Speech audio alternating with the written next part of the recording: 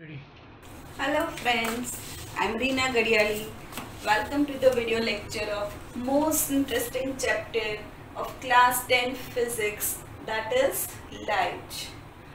I already explained basic concepts of light and its properties. So today I am going to explain the phenomena of light. As we know, there are a number of phenomena of light like reflection, refraction, interference, diffraction, total internal reflection, so many. But in our portion, in class 10, this chapter, we have to learn only reflection and refraction. So today I am going to explain the basic concepts of reflection. Okay, first we have to discuss what is reflection. Reflection means bouncing back of light. Bouncing back of light. Whenever light strikes on a polished surface, then it bounces back in a same medium. Then it bounces back in a same medium. That phenomena which shows the bouncing back of light, that phenomena is known as reflection. Okay, suppose if I throw an object towards the wall, then that object will bounce back again in a same medium. Same way, when light strikes on any surface, then light can also bounce back. Look at here, I can explain that same thing by this figure. Suppose this is one polished surface. Polished surface means suppose this is one plane mirror. This side is silvered and colored. Now this side is silvered and colored. So this is the reflecting surface. This surface is known as what? Reflecting surface. If I incident the light, ray of light, this is one incident ray. This is known as incident ray. This is one incident ray which strikes on this surface. The point at which this ray strikes, that point O is known as point of incidence. It is known as point of incidence. Now we have to draw one normal. Normal means perpendicular to this surface. That perpendicular line we have to draw at the point of incidence. And make sure that this normal should be dotted. This normal should be dotted. And the angle between normal and incident ray is known as angle of incidence. So angle I is known as angle of incidence. Whenever this ray will strikes on polished surface, it bounces back and passes through the same medium. So when this incident ray will strike, it will reflect back with the same angle. Suppose this is the reflected ray. This is reflected. This is incident ray, this is reflected ray, and this is normal. The angle between normal and reflected ray is known as angle of reflection. Angle R is known as angle of reflection. Whenever light will strikes on a polished surface, it reflects back in a same medium. Reflects back in a same medium. This phenomena is known as reflection. Now whenever reflection will occurs, it follows some rules. There are two laws of reflection. First one is what? Angle I should be equal to angle R. Angle I should be equal to angle R. Means angle of incidence should be same like what? Angle of reflection. Second one is incident ray, normal and reflected ray all should lie in same plane. All should lie in a same plane. This is incident ray, this is normal and reflected ray. All should lie in a same plane. Suppose this mirror is along x-axis, this normal is along y-axis, then this reflected ray is in xy plane, this incident ray is also in xy plane, and normal is also in xy plane. Along y-axis, that means we can consider x plane. So all three lies in the same plane, means this phenomena follows the laws of reflection. But suppose incident ray will be like this and reflected ray will be like this, means it is coming out of the plane or it is going into the plane. That means Z, it comes in a either xz plane or yz plane. Incident ray is in a xy plane, but reflected ray may be in xz or yz plane.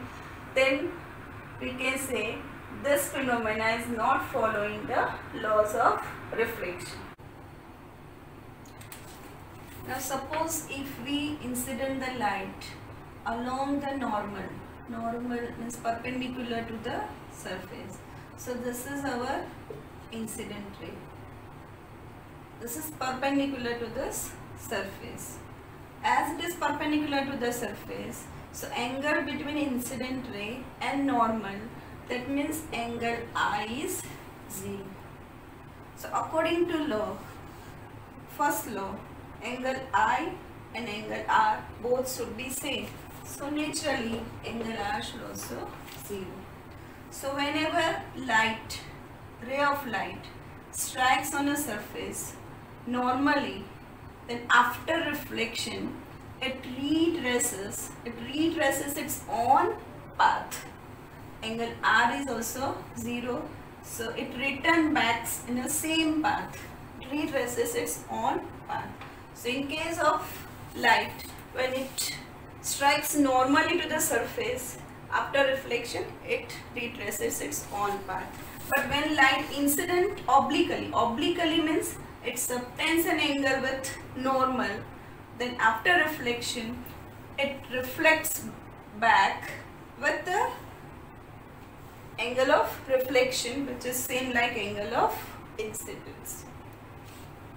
Okay, here we discuss when the light strikes on any plane polished surface. So this is known as what? Plane mirror. This is plane mirror. But in real life, in some places we are using spherical mirrors also.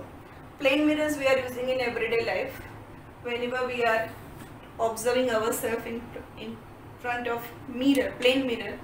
Then as we know, we are getting our image in a mirror which is of same size, virtual, erect and at the same distance.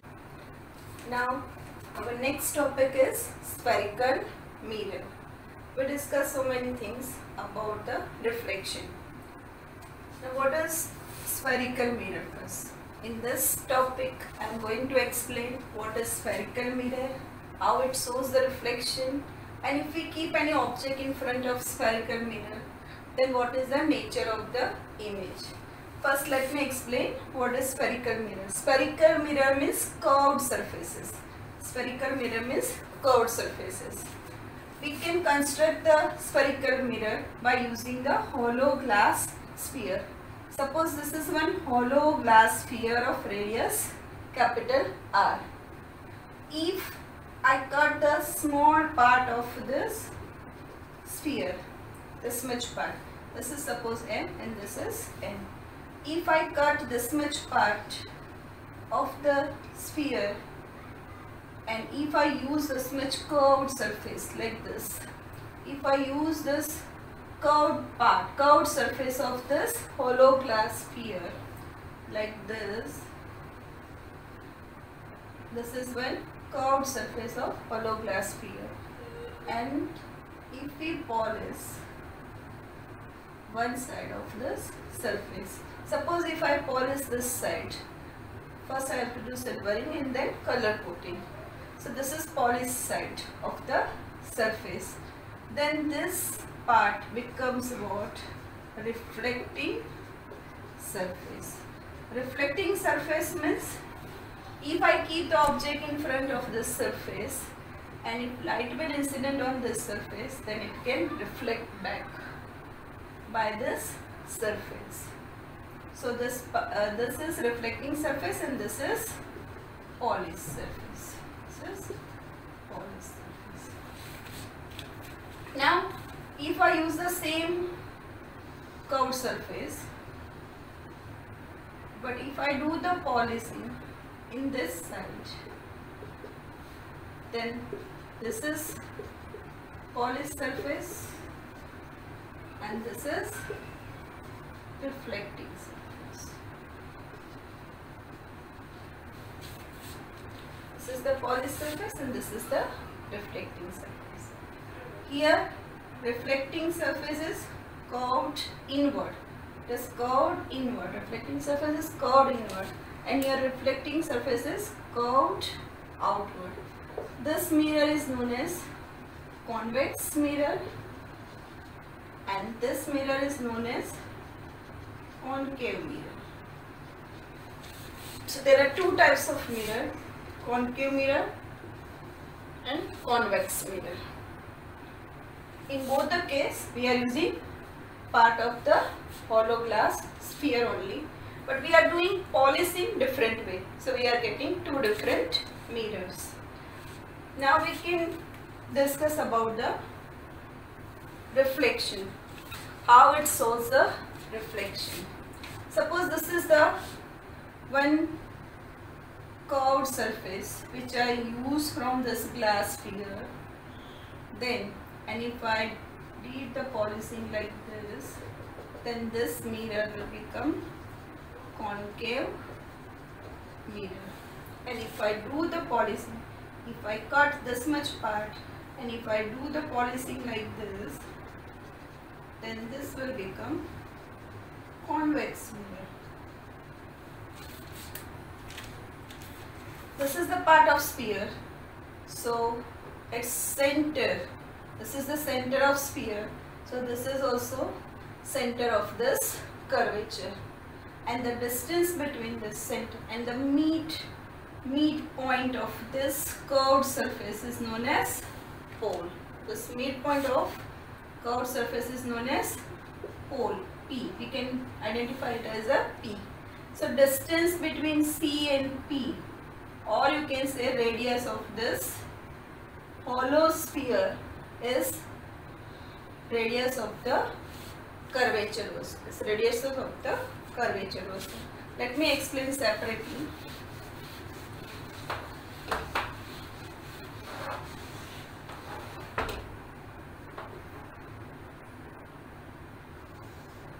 Suppose this is the part of one hollow sphere. This is the center of sphere. This is the radius. This is concave mirror. Midpoint of the surface P is known as pole. Center of sphere is known as C, is known as center of curvature. Distance between C and P, that is radius of sphere, is a radius of curvature. That is radius of curvature. I identify this point as M and this point as N.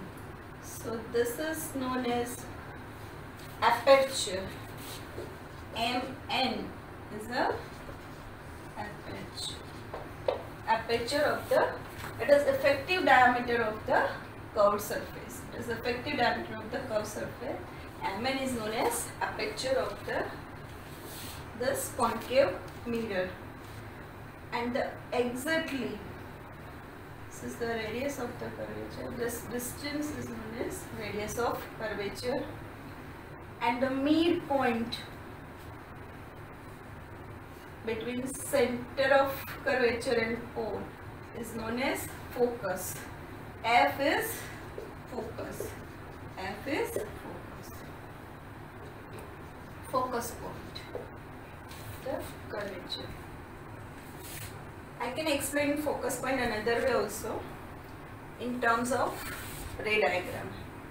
Just now, this is F is a focus point, and the distance between focus point and pole, small f, is known as focal length. This is known as focal length. This is radius of curvature. This is center of curvature. Mn is the aperture. P is a pole. And the line joining the center of curvature and pole is known as, this is known as principal axis. This is known as principal axis. So these are the some terms that you should know about the any curved surface. Now let me clear focus point using ray diagram. First we are discussing only about concave mirror. Suppose this is one concave mirror. This is the center of curvature. This is the principal axis. This is P, pole. Now, if parallel rays of light, parallel means parallel to principal axis. The rays of light which are passing parallel to principal axis, number of rays can pass parallel to principal axis like this. Suppose there are 4 rays which are passing parallel to the principal axis. All rays which are parallel to principal axis, and when all rays passing parallel to the principal axis, after reflection they will pass through the one single point. That single point is known as focus. This point is known as focus. So whenever we incident parallel rays, parallel means parallel to the principal axis, all rays will pass through the same point. All rays will be converged at the same point, and that point is known as focus point. That point is known as focus point. And the distance between this focus point and pole is known as focal length. This is focal length, and the distance between center of curvature and pole is known as radius of curvature. And the plane passing through the focus point and perpendicular to the principal axis, plane passing through the focus point like this and perpendicular to the principal axis. Principal axis is like this and plane is like this, and it is passing through the focus point. So this type of plane is known as focal plane. This plane is known as focal plane. Understood, students? So today I explained so many new terms like what? Center of curvature, focus point, pole, aperture, focal length, radius of curvature, and focal plane. Now we can discuss the ray diagram of spherical mirror. There are some rules to draw ray diagram. First, we will discuss only for concave mirror, then we will discuss about convex mirror also. Suppose this is one concave mirror.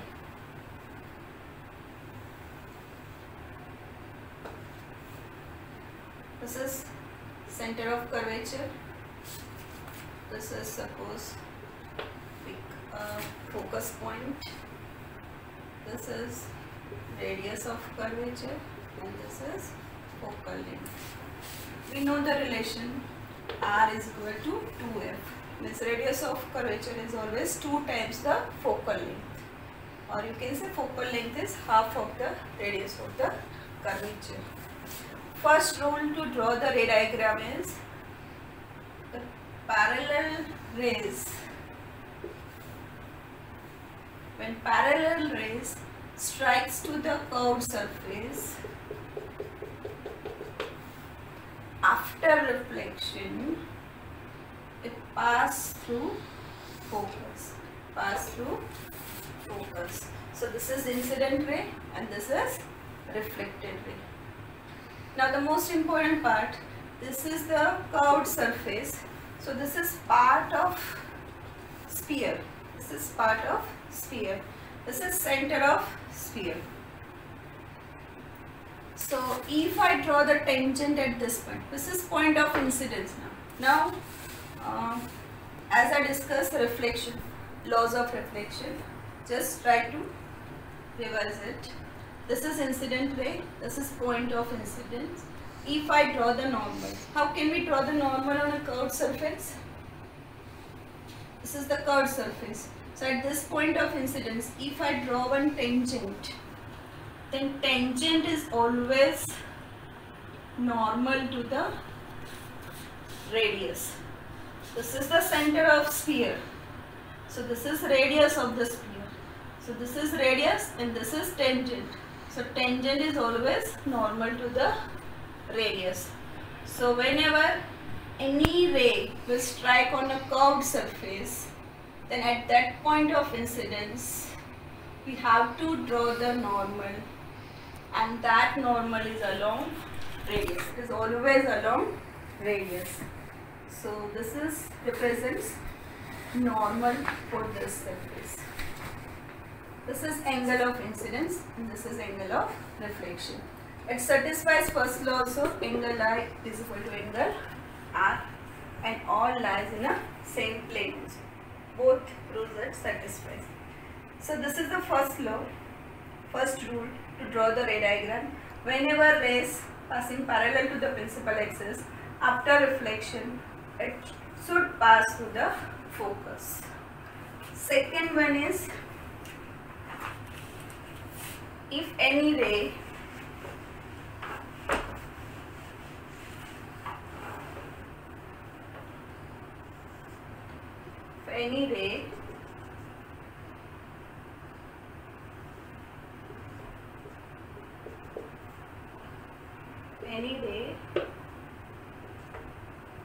passing through the focus,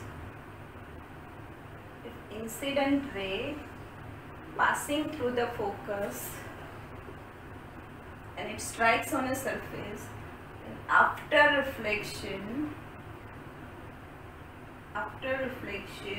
it passes parallel to the principal axis. So this is incident ray and this is reflected ray. Again here we can draw the normal like this, and this is angle of incidence, this is angle of reflection. Every time it follows the laws of reflection. Second rule is what? When the incident ray passing through the focus and if it strikes on a curved surface, then after reflection, reflected ray will become parallel to the principal axis. It is exactly opposite to the first rule. We are only talking now about the concave mirror. So keep in your mind, this is only for concave mirror.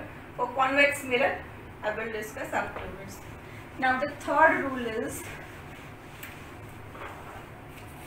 if any ray passing through the center of curvature, this is center of curvature, this is if any ray passing through the center of curvature. Means incident ray is passing through the center of curvature. Now look at here. As I discussed on plane mirror, this is the plane surface, this is the normal. If I incident the ray perpendicular to the surface, then it retraces its own path, because angle I is 0, so angle R should also 0. So after reflection, it goes on to the same path. Same way here also, this is the incident ray.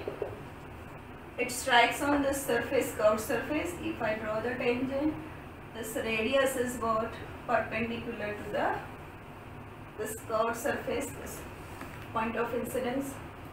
So this ray strikes normally on this surface. So angle I is 0, so angle R should also 0. So after reflection, it retraces its own path. It will move on the same path but in opposite direction. This is the third rule to draw any ray diagram. Now next rule is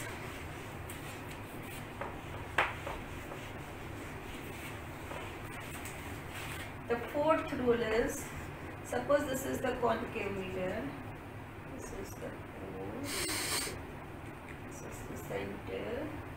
If any ray incident obliquely at the curved surface with angle of incidence I, then after reflection, this is the after reflection, the reflected ray will subtend the same angle like angle of incidence. Angle I is equal to angle R. So this is incident ray and this is the reflected ray.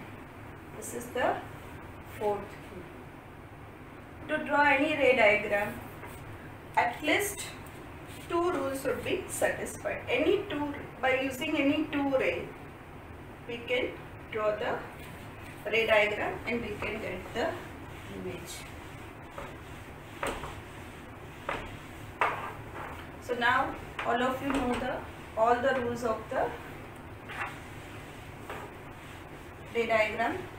First one is the ray which is passing parallel to the principal axis. After reflection, it passes through the focus.